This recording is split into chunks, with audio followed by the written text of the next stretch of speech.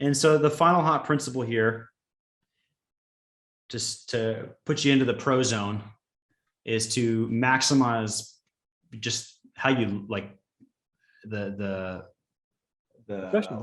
optics and being professional, looking the part, both visually and then also kind of philosophically professional, because you have a process to begin with. And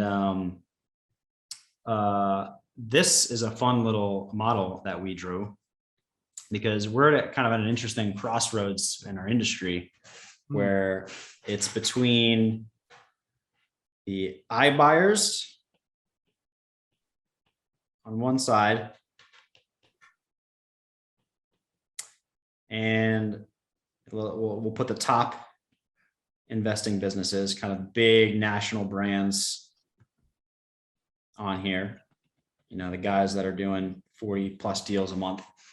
And I think that all of you are in a really unique position with the resources that we collectively have to kind of bring the best of both worlds in and find a spot right in between. And that is you, right in the center. Can we take the branding of an iBuyer who look the part and everybody trusts them, and the top investing businesses, which kind of have more one-on-one appeal, more of a, you know, buyer, like they're a buyer. iBuyers are just like a digital form service you fill in, kind of people, it's the same as like a Facebook. Top investing businesses are more of a local service. That bridge between is where we want to kind of fit in. And what we just shared, all of that stuff, the net sheets, your appearance, all of the scripting that we went through, the rapport that you're building, is how you can kind of fit in between those two things. What are your comments on that? Just kind of, since we're in this interesting period of time where we're fighting iBuyers and they're actually making money now. I don't know if you guys saw that post that Ken shared, that they're making money. They're actually, it's what they're doing is working. Finally, I think they've spent enough money to finally get profitable. What is your suggestion for how people can kind of look the part and compete against both the iBuyers and the top national guys? Yeah, so I think this is a really cool moment. We're seeing just the tides change. I think the iBuyer. Your mic just cut out, Eric. Oh, can you hear me? Oh wait, maybe that was just me. My bad. Okay, yeah, that was just me. Go for it. Yeah, so I think we're in a really interesting time. You know, the cash buying angle is getting more exposure now than it ever has before, you know, with the iBuyers, with, you know, Zillow offers and things like this. It's becoming more conversational now, this style of transaction, where it used to not be. And so I think that that's really good for us as investors, that people are going to have more insight to the different options of selling. So how can we really make sure that our spot right here is protected? And I think that the way that we do that is being very personable, you know, and through this, you know, not just being that big box shop, or, you know, the investor that's really only looking at an investment angle, but really carving out that spot right there in the middle where we are as sophisticated as anybody. We have the technology to make everything happen quickly and look the part.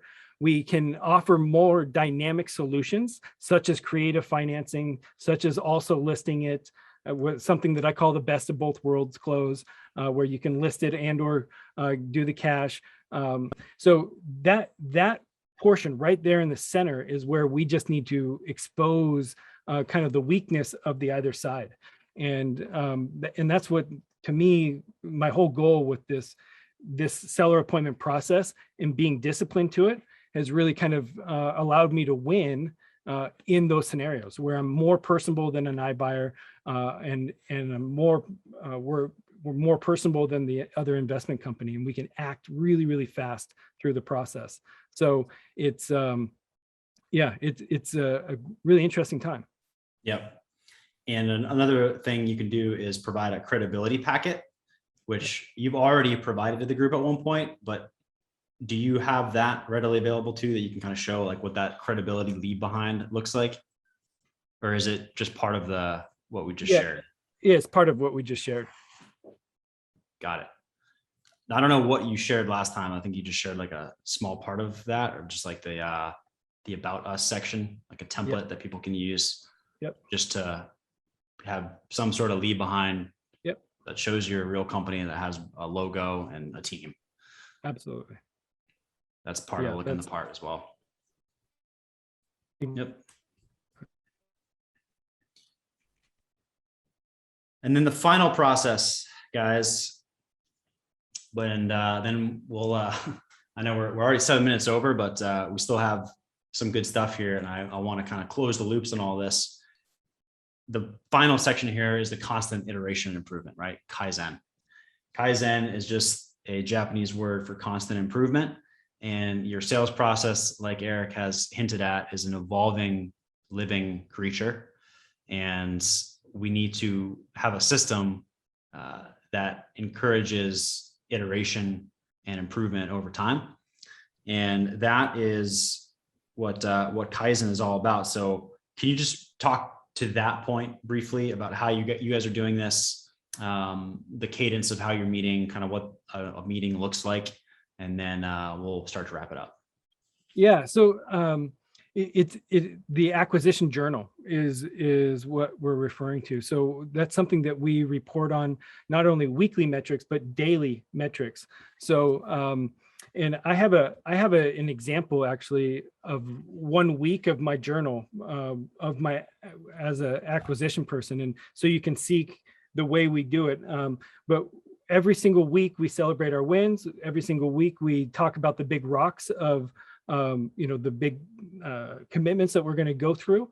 I also list down all of the properties that I'm in negotiation for, right? So the whole team knows that there's 4 properties that are in negotiation, and then any challenges that are on my table as an acquisition person. So that gets reported in a weekly capacity, and then a day over day over day over day.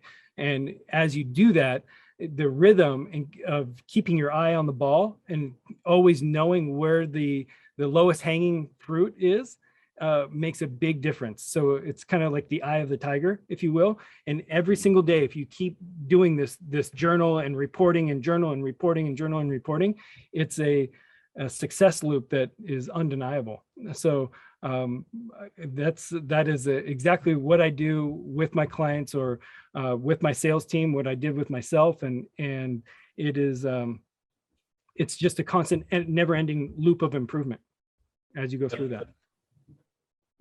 And a good way to start this journey, and really the homework that we're going to give you guys, is to map out your current acquisitions flow as it is right now, not the what it should be version of it, but map out what your process looks like from the moment that the appointment is set